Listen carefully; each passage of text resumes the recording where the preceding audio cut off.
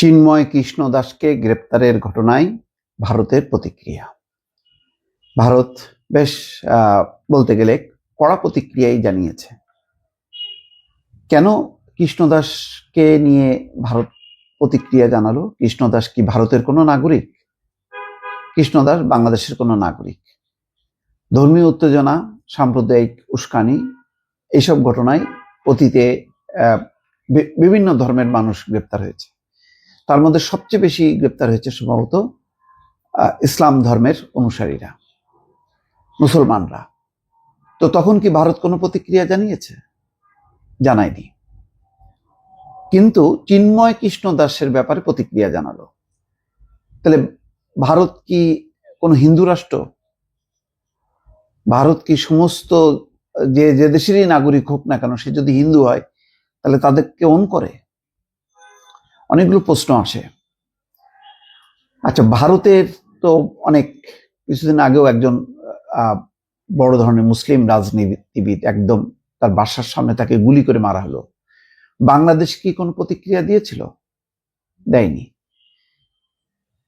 ভারতে করিমগঞ্জ, আসামের করিমগঞ্জের নাম পাল্টে যে অন্য নাম রাখা হলো, অর্থাৎ করিম যেহেতু মুসলমান শব্দ, সেটার ব্যাপারে কি ভারত কোনো প্রতিক্রিয়া দেখিয়েছে? আসামের যেই বিজেপির মুখ্যমন্ত্রী এ ব্যাপারে কি কোনো নিন্দা করেছে? করেনি। বাবরি মসজিদের জায়গায় যখন কি ঘোড়া করে যখন কি মন্দির নির্মাণ করা হলো এবং স্বয়ং নরেন্দ্র মোদী সেটি উদ্বোধন করলো, এই ঘটনা ব্যাপারে বিজেপির প্রতিক্রিয়া কি? এই ঘটনাটা কি ভারতের মুসলমানরা স্বাভাবিকভাবে নিয়েছিল? নেয়নি। তাহলে মুসলমানদের অনুভূতিকে সম্মান কেন করল না নরেন্দ্র মোদী? মানে একটা থেকে অনেকগুলো প্রশ্ন আসে।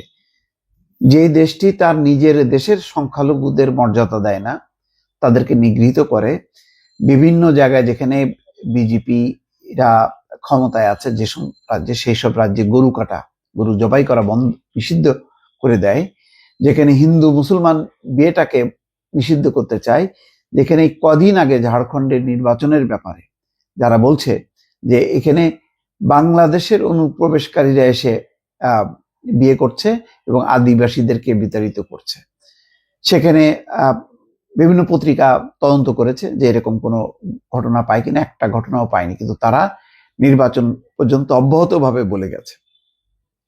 এই ধরনের মানসিকতা যাদের, তারা চিন্ময় কৃষ্ণ দাসকে গ্রেপ্তার করেছে, তাতে প্রতিক্রিয়া জানালো। আরো তো অনেককে গ্রেপ্তার করা হয়েছে।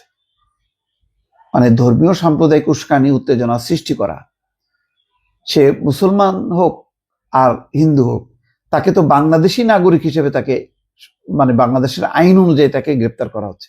তো সেখানে ভারত কেন প্রতিক্রিয়া জানাচ্ছে?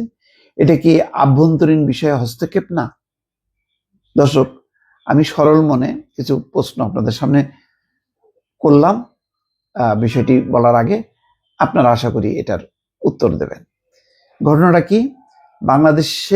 বাংলাদেশ সম্মিলিত সনাতনী জাগরণ জোটের মুখপাত্র এবং পুণ্ডরিক ধামের অধ্যক্ষ চিন্ময় কৃষ্ণ দাস ব্রহ্মচারীকে গ্রেপ্তার এবং জামিন আবেদন নামঞ্জুর করার ঘটনায় উদ্বেগ জানিয়েছে। মানে গ্রেপ্তার করছে এটার জন্য, আবার জামিন যে নামঞ্জুর করছে সেটার জন্য তারা উদ্বেগ জানাইছে।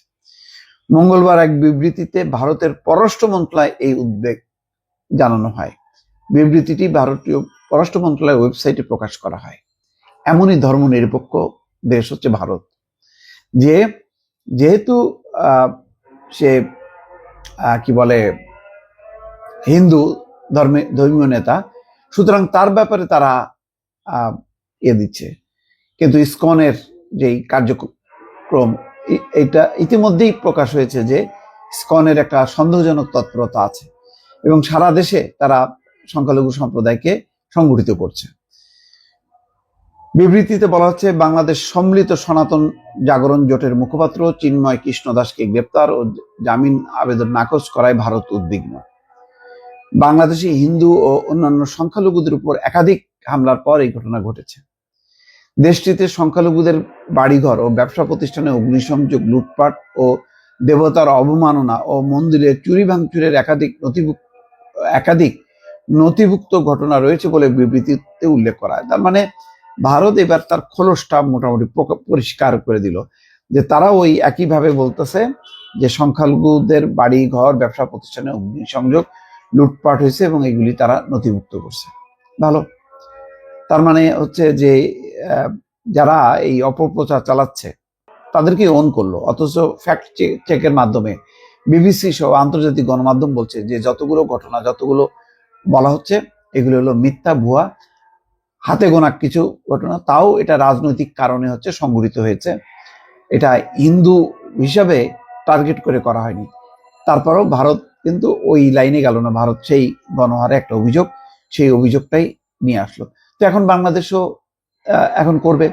ভারতের মুসলমানরা নামাজ পড়ছিল রাস্তায়, দিল্লির রাস্তায়, পেছন থেকে পুলিশ লাথি মারে নাই নামাজরত মুসল্লিদেরকে, সেটা তো ভিডিও রেকর্ড আছে। এই ঘটনায় কি উদ্বেগ নিন্দা করেছে ভারত?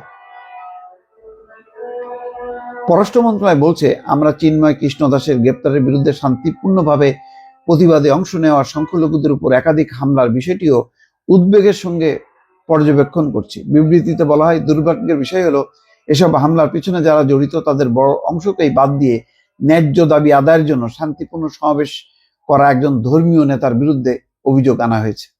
শেষে হিন্দু এবং সব সংখ্যালঘুদের সমাবেশ করার ও মত প্রকাশের অধিকার নিশ্চিত করা সহ তাদের সুরক্ষা ও নিরাপত্তা নিশ্চিত করতে বাংলাদেশি কর্তৃপক্ষের প্রতি আহ্বান জানায় ভারতের পররাষ্ট্র মন্ত্রণালয়। গুড, ভালো।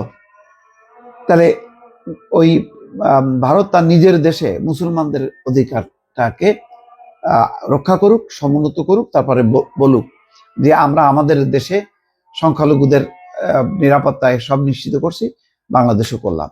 ভারতের মুখে মানায় না, অন্তত ভারতের মুখে মানায় না। কিছু কিছু ঘটনা ঘটেছে, সেগুলি অবশ্যই নিন্দনীয়, এবং প্রধান উপদেষ্টা বলেছেন এটা বাংলাদেশের নাগরিক হিসাবে তার অধিকার আছে প্রতিকার চাওয়ার, সেই হিসেবেই করা হবে। সে হিন্দু বলে, সে বৌদ্ধ বলে নো, সেই হিসাবে বিভাজনটা ঘটানো যাবে না। যতই এখন ভারত বিভাজন টানুক না কেন, যতই তাদের পক্ষে এখানে একটা অংশ বিচ্ছিন্ন কিছু দাবি দেওয়া উত্থাপন করুক না কেন, বাংলাদেশের সমস্ত নাগরিককে এক কাতারে নিয়ে আসতে হবে, এবং এটাই হচ্ছে এখন রাজনীতির জন্য সবার জন্য একটি বড় চ্যালেঞ্জ। দর্শক ভালো থাকবেন, আল্লাহ হাফেজ।